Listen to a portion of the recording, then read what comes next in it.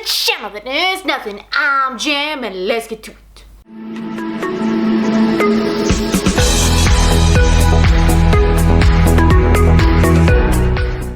So today we're diving on into the opposites book tag, so let's go. Question number 1 in this tag is the first book in your collection and the last book you bought. So the first book in my collection is probably not entirely accurate, but this is definitely a beloved book of mine that I'm just going to choose as my first book in my collection. It is Percy Jackson and the Lightning Thief. This is such an old copy of it, and I've talked about this book to death on this channel. If you have not read it, it's definitely worth the read. It's just iconic. It's one of those iconic reads that you just can't go past. It's like Harry Potter, just better.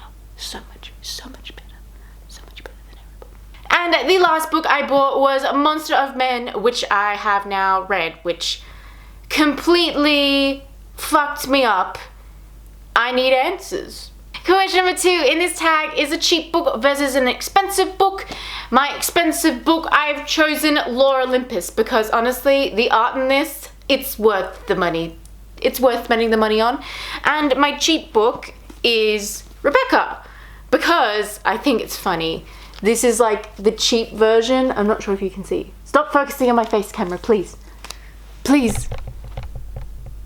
It's the cheap version. Do you know what's funny? This is the last thing my grandfather gave me. He left this to me.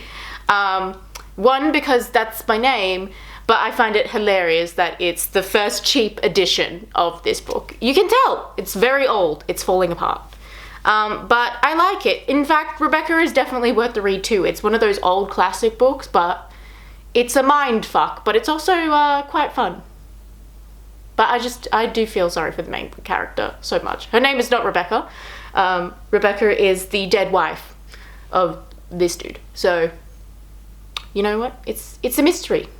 Question number 3 in this tag is a book with a female protagonist and a book with a male protagonist. So it's versus of these two genders. So I have chosen for female, I have chosen The Hunger Games, Miss Katniss Everdeen, one of my favorite main characters of all time, except when she couldn't decide between two guys, one being an obvious red flag and the other one being the most wholesome man that ever walked the planet. And if you can't tell which one's which, then I feel sorry for you. It's Gale. Gale's the red flag. I hate him. I hated him before he even did the bad shit that he did. I hate him. Worst character fucking ever.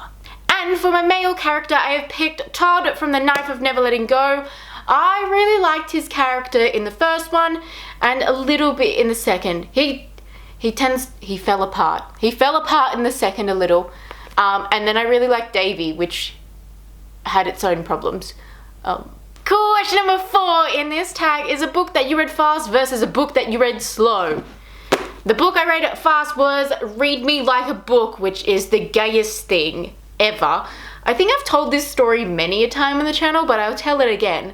I was in the bookstore looking for queer books in general, and I overheard these two people talking about this book. It's basically the main character gets her sexual awakening from the teacher. Nothing happens there. It's not inappropriate or anything like that. She just realized that she's super gay. And so they walked away, and then I went to that section and looked for the book for I think it actually took me 5 minutes. It didn't take me very long to realize what book it was, but my god, it's a bit spicy. I like it. And then the book that I read slow was Dune. This actually took me a year and a day to read. You can look it up on Goodreads. It took me forever. So I read to about, I have a bookmark in here somewhere. I read to about there, little under halfway, and then I gave up. I was like, this is too much.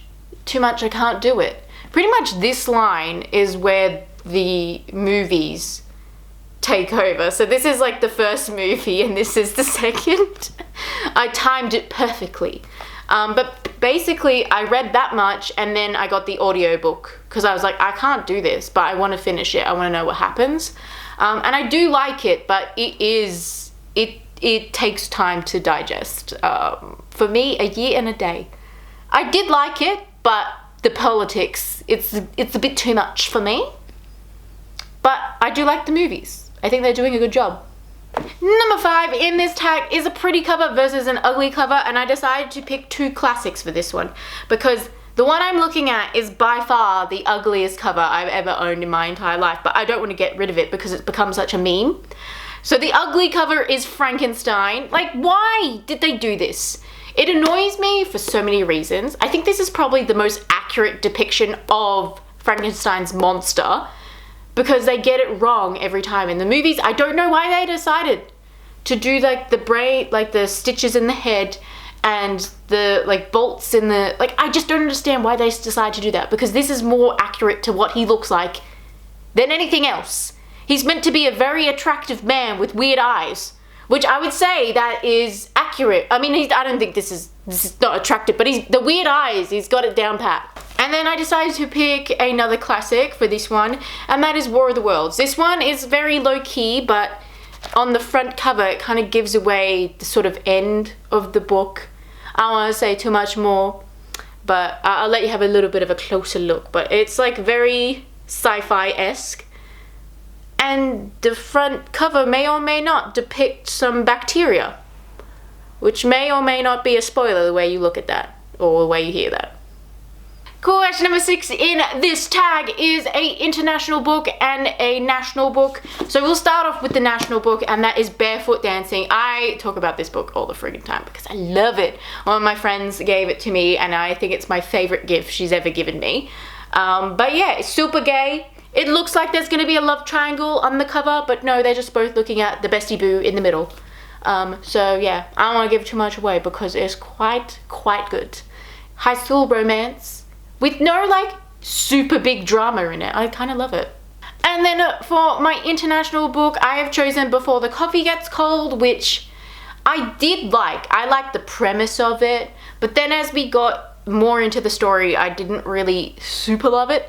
I felt like there was so many rules to the time travel, which that's what this book is about. It doesn't look like it by the cat and the 2 chairs and the title, but that's what it's essentially about. There was too many rules to time travel. I felt like I couldn't really connect with any of the characters super, except maybe for the last story, which I don't want to say too much about because that might give shit away. But I feel like it's really hard to transfer stuff into English because we have like so many words to describe stuff, and like not a lot of other languages do. Like normally it's just one word to describe stuff. So English can fucking suck sometimes, and it ruins good books like this because I know there are so many people that love this book, and I wish I loved it too, but I felt like the translation really let it down. Number 7 in this tag is a thick book versus a thin book. And my thick book is Outlander because she's the biggest book on my shelves, or the biggest series on my shelves. Like the pages go into the thousands, and that's frightening for many a reason. Because I really do want to read the series, but I am fearful. I mean, I sped through this one, and it is many a pages too. It's like 860. 63 if we want to get like specific, but I am scared. But also I really do love the series. It's like a beloved series of my mum's, and I feel like I've never seen her geek out over anything in my life like the way that I do, except for Outlander. Outlander is like her benchmark of like, wow, that's how I get when I watch like Game of Thrones, or any like TV series that I've read the book of. I'd be like, that's not how that happened, this is actually how it happened, and I'll explain the backstory to this. That is how my mum is with Outlander, and I enjoy it so much because that's just like how I am. But I love seeing her geek out over it, and I can't wait to watch the rest of the series with her, just to see her complain mainly because it's changed a smidge. And my thin book is Galatea? I don't even know how to pronounce it, but basically it's just a small little read. It's about a sculptor who's blessed by the gods.